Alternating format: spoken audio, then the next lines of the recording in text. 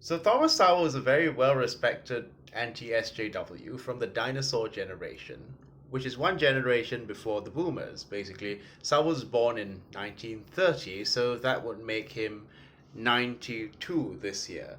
So anyway, today I decided to compile 10 of Sowell's quotes and respond to them because it's not that I'm trying to pick on an old man, but it just seems that Sowell keeps appearing in my recommendation feed. I don't know if this is deliberate. YouTube always seems to put the most famous anti-SJWs in the YouTube feed. Basically, if you read his articles or I put a couple of links of his articles, his opinion pieces in the um, description box. Now, frankly, I don't know much about Sowell, but after reading a couple of these articles, I get the impression he's one of those typical anti SJWs, who is basically not very fond of multiculturalism. He's basically the rugged individualism kind of guy, believes that, individual circumstances are no excuse to one's and basically one's situation or one's circumstances in life is purely out of one's own individual choices, basically. He's one of those, of course, anti welfare state types, and basically, as you would expect from any of the economists in the Hoover Institution, he's very vehemently against, um, you know, universal healthcare. Typical.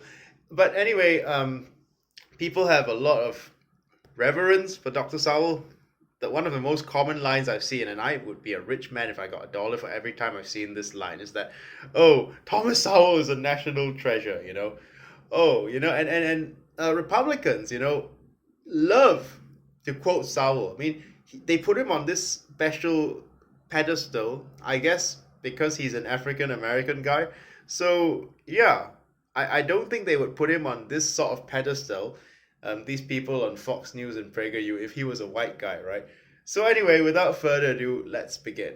Okay, I'm actually in the middle of reading Race and Culture and Black Rednecks and White Liberals right now. So I'll be doing a review on that book later on. Yeah. Now these quotes are basically compiled by his followers on his Twitter page. It's not a Twitter page that was started by him, yeah. He's a dinosaur, so he doesn't really use social media like Twitter or Instagram or anything the cool generation uses. So his followers from the cool generation have started sharing his quotes from his various essays, articles, and yeah, on social media. So I'll be sharing a couple of his articles that I found quite peculiar, and I'll put why in the description box. Okay, yeah, I find his worldview to be quite peculiar. I'll. They say that if you want to find out a man's worldview, you should read his words, right? Yeah. So I'll share. It's not that as if I just picked out my analysis of Sowell straight out of my ass. Yeah. Um, I know people like to say that you've never read a single word of his. That's bullshit. I have, but yeah. Anyway, I'll be responding to 10 of his funniest quotes. One of the first things the left does is take away the right of other people to make their own choices. Oh, did you mean the right of a woman to keep or abort an unwanted pregnancy? Or the right of children to choose whatever religion they so please when they reach a certain age, as opposed to being indoctrinated into a specific religion? Or the right of, I don't know, um, people to wear whatever they want and style their hair however they like? Yeah, we leftists are so against those things. I know, right? When I become a boss someday of some corporate dictatorship, I'm gonna force everybody to wear a jacket and tie because that's what leftism is all about. The left is not necessarily aiming at totalitarianism, but their know-it-all mindset leads repeatedly and pervasively in that direction, even by small steps, each of which might be called micro-totalitarianism. Bum bum bum bum bum bum bum bum bum. Bum bum bum bum bum bum bum bum. Yeah, I love it how these anti-SJWs make it seem as if we leftists have like so much political power that we can like control your lives and force you to do certain things and use certain pronouns and to dress a certain way. Like, I wish I had that kind of power, man. I mean, what universe do you live in where we leftists actually had all this social or political power? Huh? What universe is this? Whenever you get enough far left people in power, you can find a similar willingness to force everyone into collectivist conformity at all costs. Okay, first of all, I did a video, which I'll put in the description box, about Asian collectivism and how collectivism is not the same as conformity, right? Conformity means doing everything that everybody else does without thinking for yourself. Collectivism, in a collectivist culture, you think about how your actions affect the community as a whole, as opposed to how they affect you as an individual, right? Before doing anything, you think about whether your actions will have an overall positive effect on the community as a whole or not, right? That's collectivism, okay? Now, secondly, even if you take out the word collectivism and you say that the left wants to force people into conformity, like okay, which left-wing boss, which okay, between a left-wing boss and a right-wing boss, right? Who is more likely to enforce a certain rule that employees have to cut their hair a certain way, like men have to keep short hair, and that employees are not allowed to keep tattoos, and employees have to dress a very specific way to meet corporate standards? Huh? Between a woke leftist and a right wing boss, who is more likely to be the one enforcing conformity? The welfare state is the oldest con game in the world. First you take the people's money, quietly, and then you give some of it back to them flamboyantly. Oh, right. You mean like how some corporate dictators like to virtue signal to the world just how noble and altruistic they are, and how much they give a damn about their employees' welfare by granting their overworked and underpaid employees the privilege of an all expenses paid for trip that's been very well publicized in the media so that every single person in the country knows what's going on, right? Despite the fact that this all expenses paid for trip does not come out of money that comes out of thin air and is most likely taken out of money that would have gone into annual employee bonuses. Civil rights used to be about treating everyone the same, but today some people are so used to special treatment that equal treatment is considered to be discrimination. Yeah. Totally agree with you. You mean like those anti-SJW fellas like Isaac Butterfield or geeks and gamers who go ape shit, when anyone says anything even remotely critical of white people, but feel the right due to their own freedom of speech and freedom of expression to shit on minorities as much as they want. Yeah, I know, right? But when you've been privileged for such a long time, sometimes equality can really feel like oppression. You know? Spending a day in the shoes of an Asian man, for example, will feel like oppression for a lot of white guys. I have never understood why it is greed to want to keep the money you have earned, but not greed to want to take someone else's money, sir. Yeah, I agree, man. Yeah, I don't think it should be considered to be greed for a sweatshop worker to want to be paid a fair share in proportion to what he or she produces. That's not greed. That's just being reasonable. We're among the biggest fools in history if we keep on paying people to make us hate each other, whether it is called by pretty names like multiculturalism, diversity, or gender awareness. That is what it all boils down to. Rule 101 of the fascist playbook. Point at a minority that is different from the mainstream and say that this minority is a separatist minority that is not like us and therefore against us, right? Right? Yeah.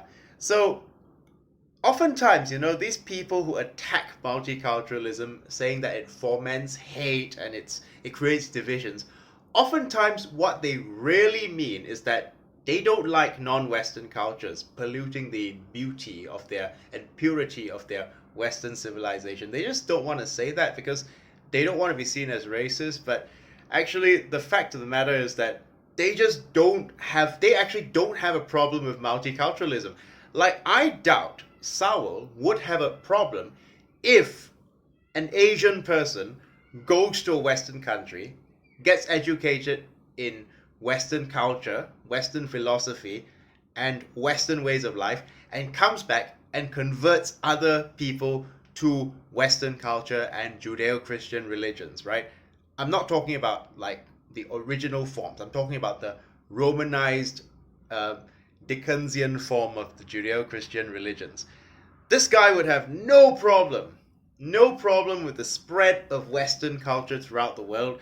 And, if let's say Asian people from Asia were to go to the West and come back and practice Western ways of life alongside Asians, traditional Asians who practice traditional ways of life, he would have no problem with it whatsoever. But the difference is that he does not want these anti-multiculturalism people.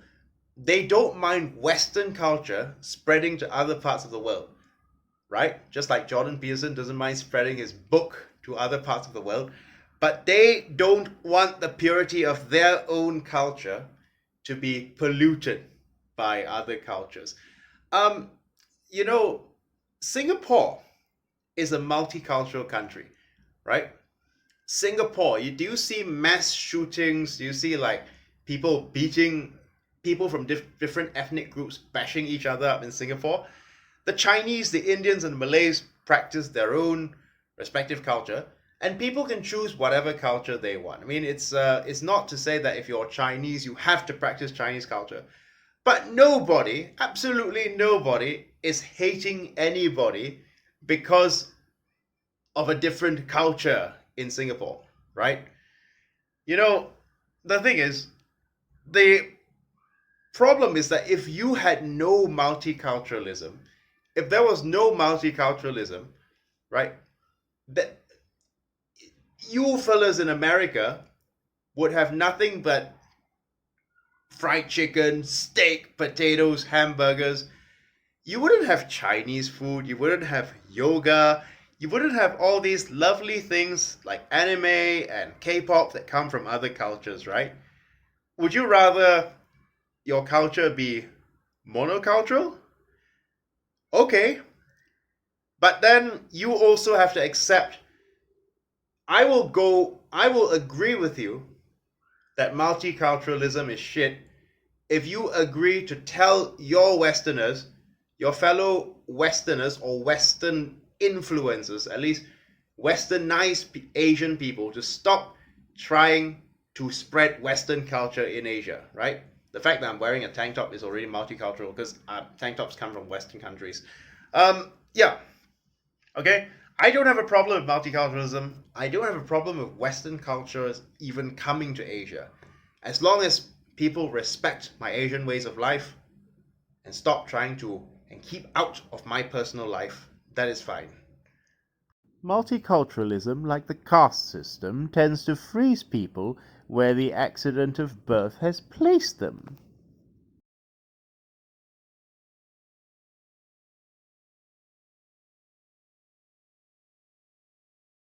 Ironically, it's actually quite the contrary. Now, in a monocultural society, that is where you don't actually have a choice, right? Because if, let's say, you happen to have been born in a monocultural society that say, let's say, a Judeo-Christian Western sort of culture, if you happen to have been put there as an accident of birth, but you like Chinese culture, you're pretty much stuck in that type of culture. You have no choice but to practice Judeo-Christian Western culture or be ostracized by other people, right? But in a multicultural society, you get to choose your religion, you get to choose your culture, and I'm not saying the Arab world is multicultural either, yeah. You get to choose whatever cultures, traditions, and religions you want to follow. It's a beautiful thing, you know. It's I don't know why the right wing is always so fearful of everything. I mean, granted, I don't think that all cultures are equal, right? But having said that, this blanket fear of multiculturalism, it just has got very fascist-y sort of vibes, like, oh, you know, that anyone who's different from us must be a threat. You know, if Asians thought the same way, if we had the same line of thinking, well, we wouldn't be welcoming people from other parts of the world, like from the West. And Asians don't demand that, you know, you practice Asian culture, you wear Asian clothing like the sarong or things like that. No. As long as you respect our ways of life, you can practice whatever culture you want. So the funny thing is that people say that Asians are not very open-minded, but I think Asians are actually really, really easygoing when culture is concerned, right? We don't force our version of heaven down your throat, and we certainly don't force our version of hell down yours either, right?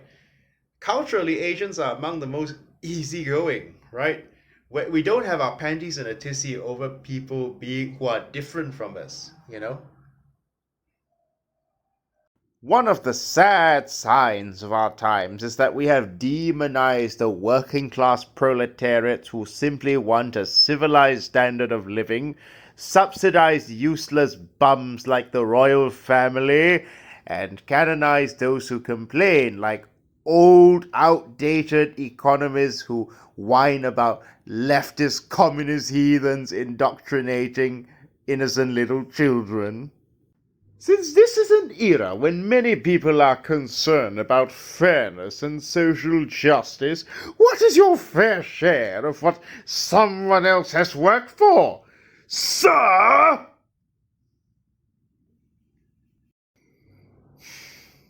起来，不愿做奴隶的人们，把我们的血肉筑成我们新的长城。